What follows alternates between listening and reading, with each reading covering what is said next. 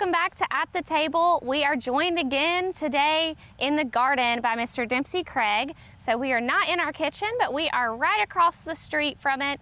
And this is where our master gardeners tend to their own garden. They grow a big giant garden as kind of an educational garden for the public to learn from, Yes, right? yes. So Mr. Dempsey, tell me a little bit about the different things we have in our master gardener's garden, Well, and what y'all are growing. Well, thank you. We originally, when this site was built out here, it was built strictly as a stock arena, and had the auction cattle and other animals. When we moved out here, it was hardly any plants whatsoever. Wow. Well, because that wasn't the primary mission. Yeah.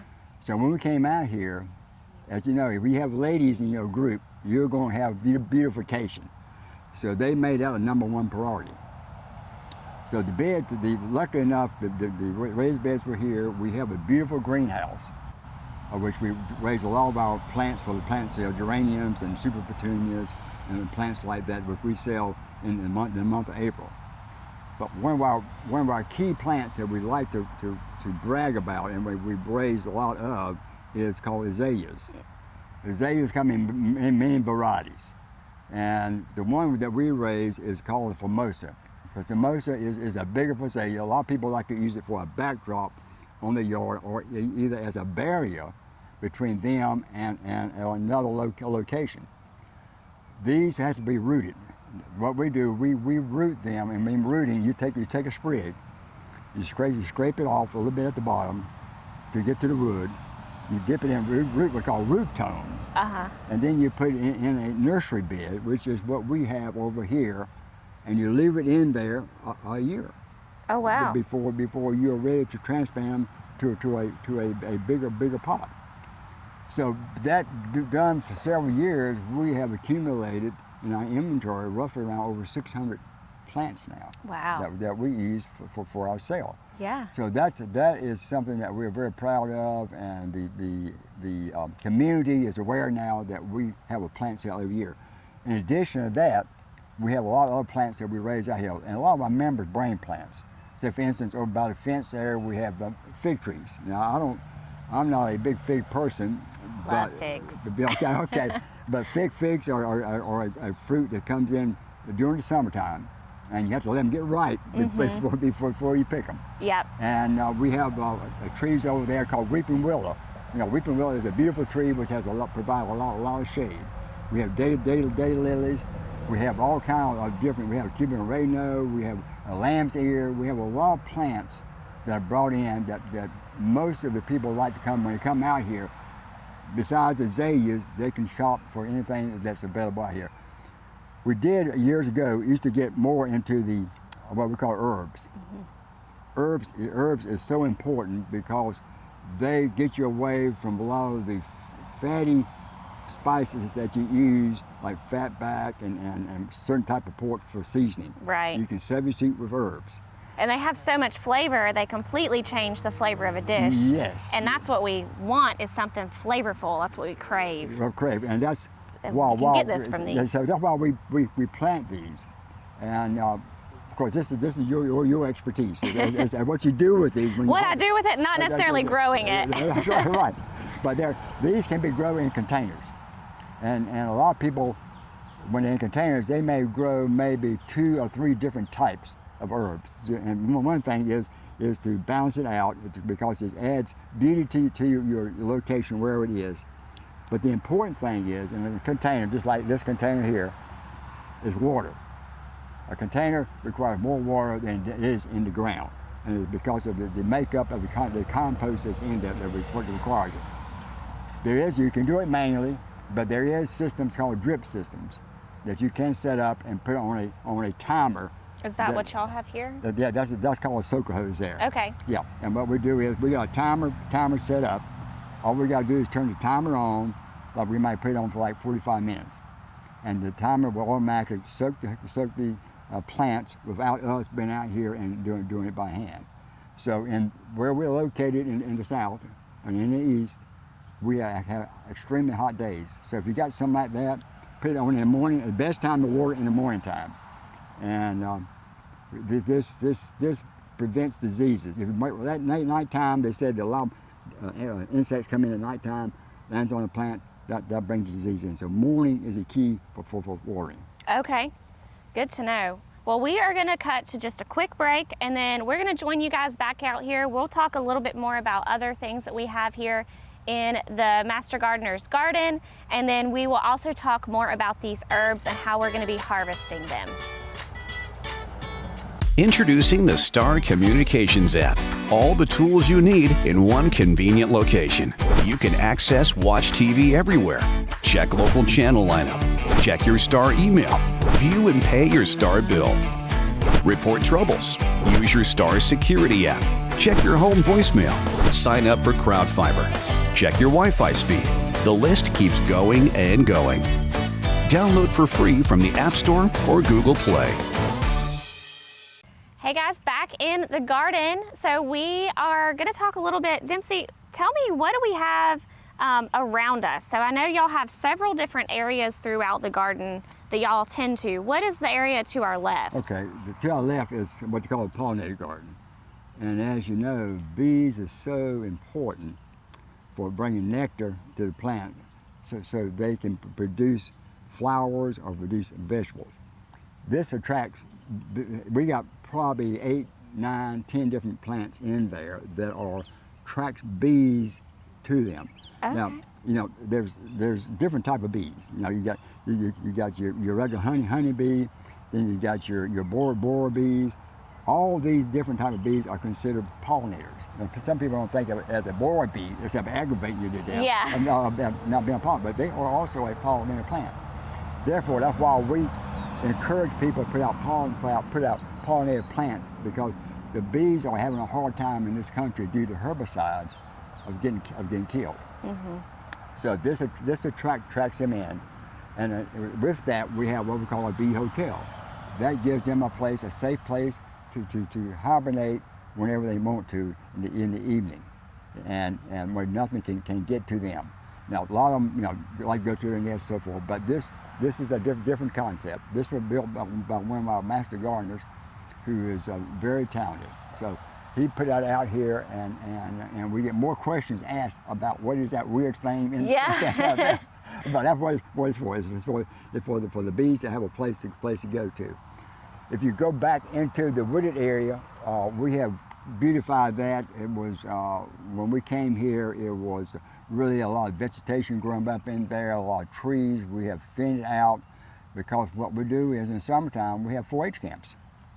So the 4-H camps, we bring them out here where they can do things that won't, if they get messy, it's not going to hurt anything. If they get paint on stuff, it's not going to hurt anything. Right. So this is what we use this area, and also it's up for the staff to come out here or for the citizens to come out here and enjoy a nice shady location. Then if you move on back here, you will see that where our azaleas are. The azaleas require a kind of partial sun, partial shade. Okay. They do better than that. Although once they get established, I mean when they get a certain height and get a certain maturity, they can take the sun. But to start off with, they're like a young child. You gotta be careful. You gotta kind of baby them. Yeah. So if you go look pan back in the woods there, you will see that we have all our azaleas kind of in a semi-shady place. We'll start opening up some of those more now. We know last year we noticed that some of them had not grown as well as they should have. The reason is they weren't getting enough sun. You got to have sun to make them grow and to encourage that root system to set up. So we know we're going to have to kind of thin out things and shift the location on that. So we're working on a plan for that now. The whole idea is to make this so the community will come out and see what we have here. Right. That brings attention to the extension office. It brings attention to the master gardeners. Yeah. It also shows them what they can do. This is a demonstration garden. They can walk through and see the different plants they can plant and enjoy. And most of these, especially in this garden, are what are called drought tolerant. It takes very little moisture for them. There's something you have to water every day. Right. As long as you got a soaker hose, you can set it for every other day or so, and they can stand hot, humid weather. So in the South, that's things where we promote. And we tell them, when you go to the store and buy a plant, buy a healthy plant. Don't go to the road back in the back of Lowe's that got the plants are about half dead. But do not buy that. Buy a healthy plant. And also particularly about the zone. We're in zone 8. Okay. And some plants that they put on there are not geared for zone 8 because they're not geared for hot weather. We have hot, humid weather, and therefore they will not be successful, and they will die, and therefore you have lost money on Yeah. them, and then you become frustrated. So when you go to the store, make sure you check the plant, look at it good, check the foliage on it. Some say you should even pull it out of the pot and check the root because, Oh, wow. because some of them are so root bound Yeah. that they're not going to live long unless you take them out and separate the roots and put them back in there. So those are some tips we try to tell people when you go to the store to be careful. But these here, as you can see, they've been here for several years. These come back, the rosemary we know come back every year. The thyme possibly could come back if it's pretty well protected, if it could be moved into a place that could get a little bit of sunlight and a little bit of moisture. It probably could, but the rosemary, yes. Okay. It will come back every year. And now when we harvest our cabbage, so we also have that Napa cabbage over there. I wanted to mention, because we are going to use that in what we're cooking today. So when we harvest that, is it best to pull out the whole plant, or is there a particular way that's better for harvesting? Two ways you can do it. Okay, you can take a serrating knife and cut it. Okay, what do you do with the leaves? Well, the leaves can make good compost. Compost means you put it in a pile and let it ferment and compose, and then that becomes organic material for putting on in your garden or on other plants. So some people have compost piles.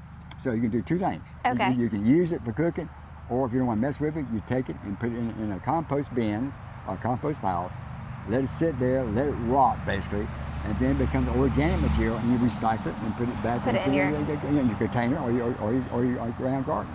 Okay, awesome.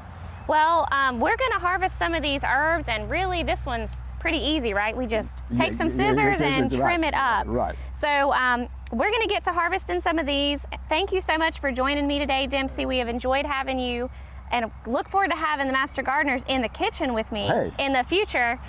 And we will see you all back in the kitchen in a few moments.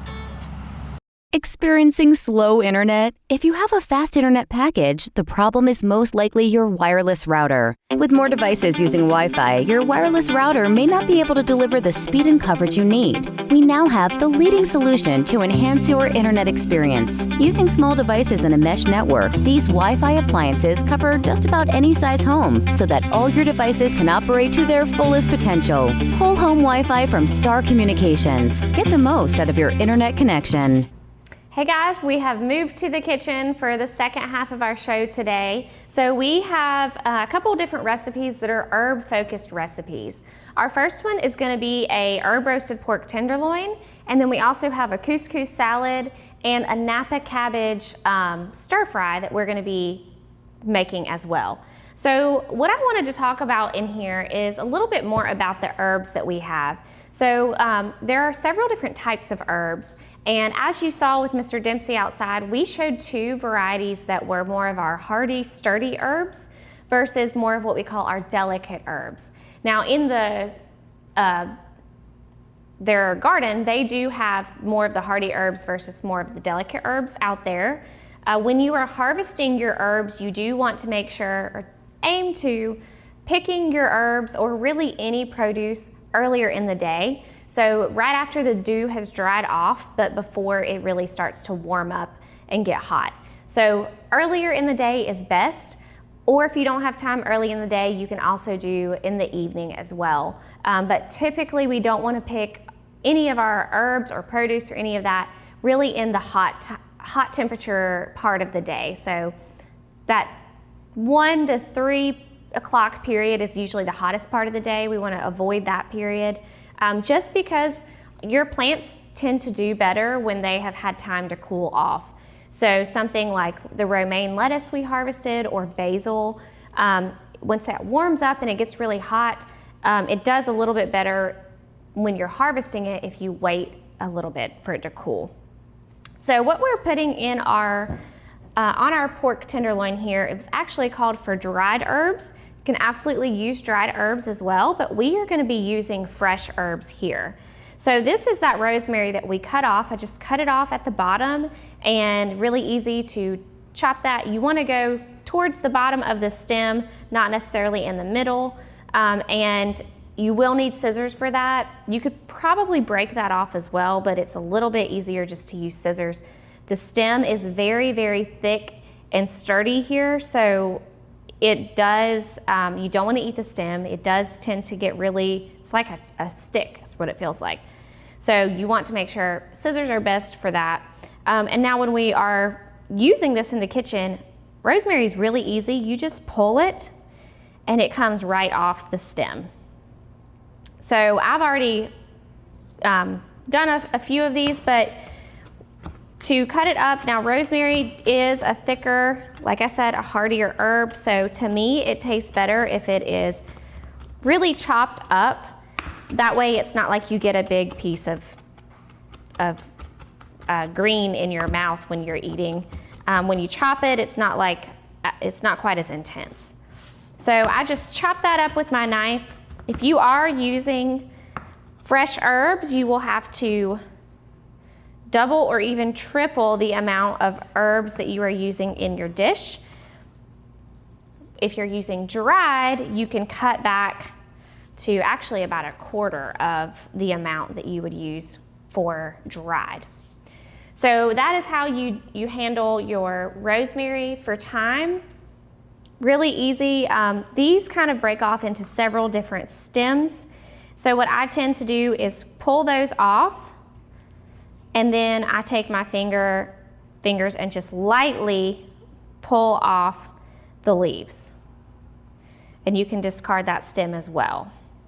This stem is not quite as intense as and thick as our rosemary is, but it still doesn't taste very good in your food. So you just pull it right off, really easy. Now with any of your herbs, once they begin to flower, we kind of want to pick them prior to that point. If you start to see flowering, you can just pull the flowering part off and continue to let your herbs grow. Some herbs, the flavor can adjust a little bit as it begins to flower. So it can become a little bit more bitter. Not always. I still use them even once they flowered. As you can see here, we're still using this thyme. It's still going to be great. But ideally, we would wait until we would pick that off before we are consuming it. And same thing here, we just run our knife through, and I tend to try to chop that up a little bit more. Now for your more delicate herbs like basil, you can use something like what we call herb scissors. And this is going to be, you're going to harvest it where it's the big stem. You're going to cut that big stem. And then you can do this a few ways. You could roll this and chop it and make it into these pretty little ribbons. Don't really need that for what we're doing with it today.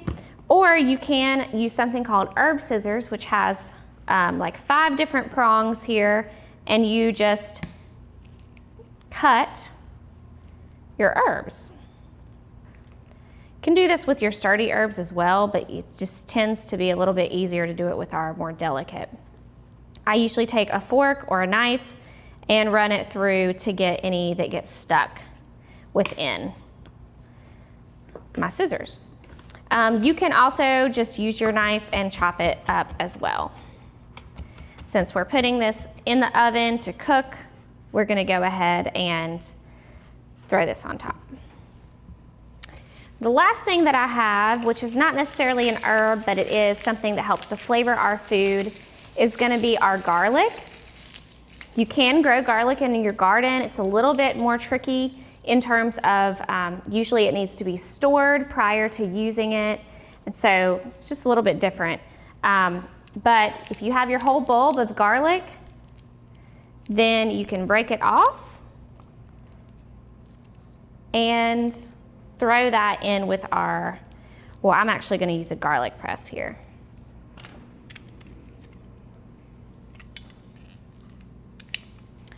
So Just squeeze that. Fresh garlic tastes so much better to me than our dried garlic. So I definitely recommend you try fresh. We're gonna use 2 cloves here. You can also chop this up the same way that we chopped the other stuff up. So I'm just gonna mix this with some olive oil, add a little bit of salt and pepper, and then I'm just gonna rub this on top of our pork tenderloin to really coat it with all of our yummy herbs, and we'll throw it in the oven for about 30 to 35 minutes. We'll see you back in just a second to finish up the rest of our recipes. After completing my contract, I still have to buy out of it? Come on. Here's your sign. Switch to the sign that's keeping homes secure and customers happy all over the area. Security from Star Communications. We pride ourselves on fair pricing and quick, friendly service every time.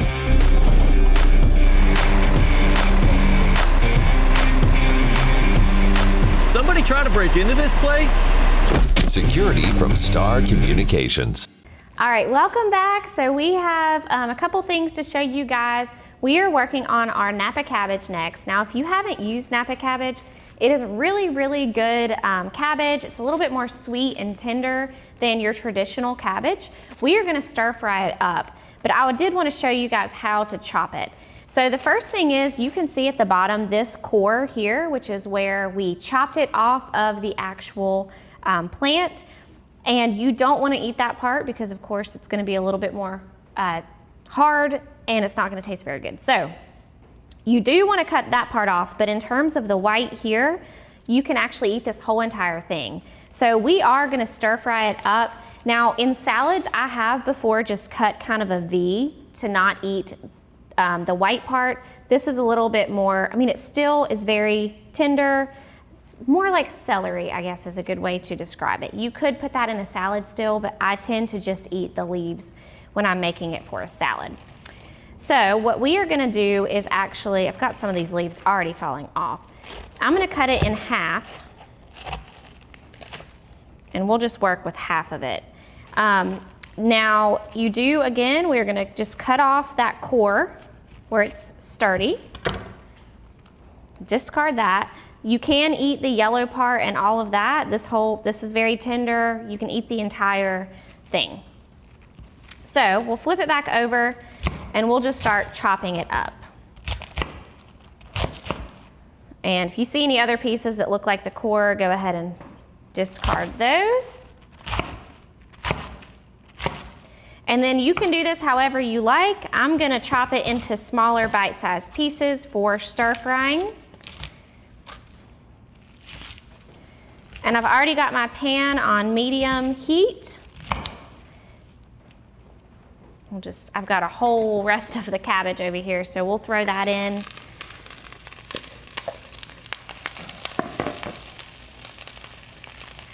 And then I'll just do a little bit of this. We'll have to probably do this in batches, because I don't have a real big pan. Just depends on how much you are making.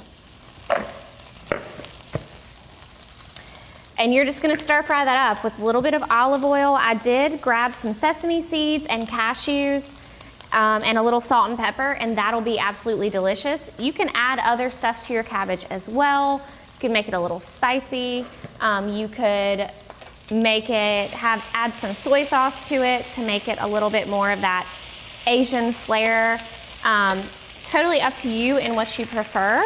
This was a last minute decision for us today, so based off just what we harvested with Mr. Dempsey. So you can, like I said, do things however you like. Think about the different flavors of things that you enjoy and what might be good in that.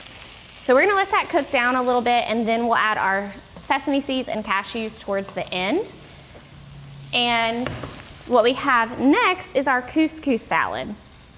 Now this, I have already done a lot of the steps here that I normally would do with you guys, but we have a lot we're cooking and not a ton of time today. So couscous is, I think I've made it before on the show. It is technically a pasta, but it looks very similar to grits or a rice, but it has flavor similar to a pasta. It's really good. It's Typically, we would want to go for whole grain. I can not usually find whole grain couscous, whole wheat couscous, because it is made from wheat. And can't typically find that in our grocery stores. Perfectly okay. Remember, half of our grains should be whole, so if you can't get them everywhere and everything, it's okay. Try to get the whole grains elsewhere in your diet. So we've cooked that. We only have 1 cup of cooked couscous in here.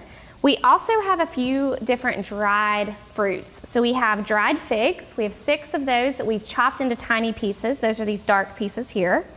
We have dried apricots, which look a lot like big giant gummies. So if you were to eat like gummy bears or gummy worms, similar consistency there.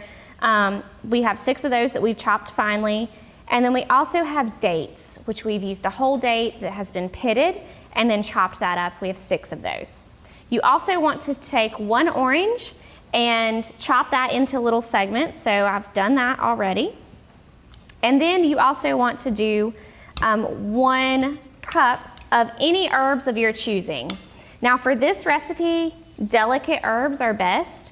So I did basil, I also did parsley. Those are my 2 favorite herbs that I use in a lot of different things. So I just went ahead and chopped that up really good and threw that in here.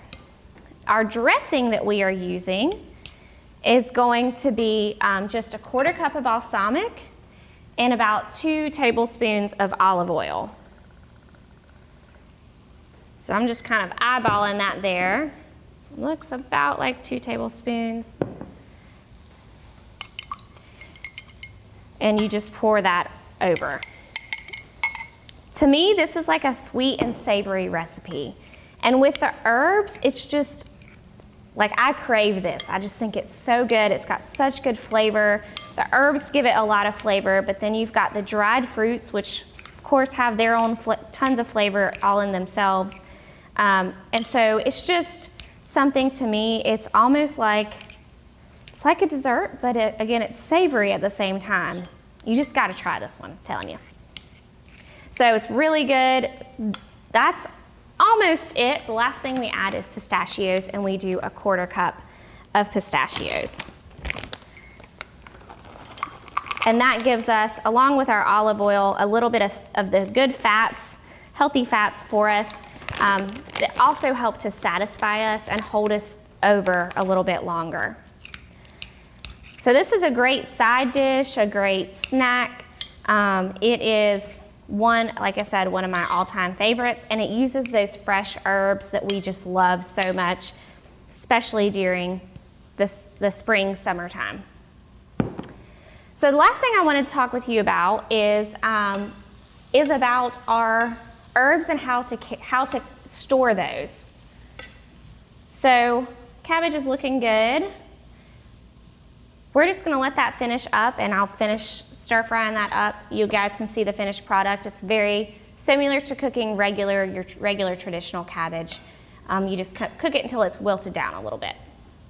So when you are doing storing your fresh herbs, I like to do what is called the bouquet method. And this is taking a mason jar or any cup you have, putting about 1 inch or 2 of liquid, of water in the bottom, and then you just set your herbs in just like a bouquet. Now, when storing this in your fridge, to kind of keep it from getting any of those other flavors you might have lingering around your fridge, you just put a little Ziploc baggie over it, and I Ziploc it to as close as I can to the jar. You throw it in your refrigerator. You can do the same with any of your delicate herbs. Your sturdy herbs do better if you wrap them in a little bit of a damp paper towel and then put them in a storage baggie this way. You can do the same with your delicate herbs as well. The only herb you do not want to refrigerate is going to be basil. Basil, once it's refrigerated, begins to turn brown and get black spots in it, and it doesn't store properly in the fridge. So this is something you leave on your counter in more of a cool area. Try not to let it get too warm, but you need to use it rather quickly. It doesn't keep for quite as long. So definitely come to some of our cooking with herbs workshops. We dive really deep into herbs, different ways to use them, different ways to store them, drying them, freezing them. We do all of that in our workshop. So if you're interested in that, join us for some of our cooking with herbs classes, and we can't wait to show you our finished product. Thanks again for joining us. We'll see you guys next time.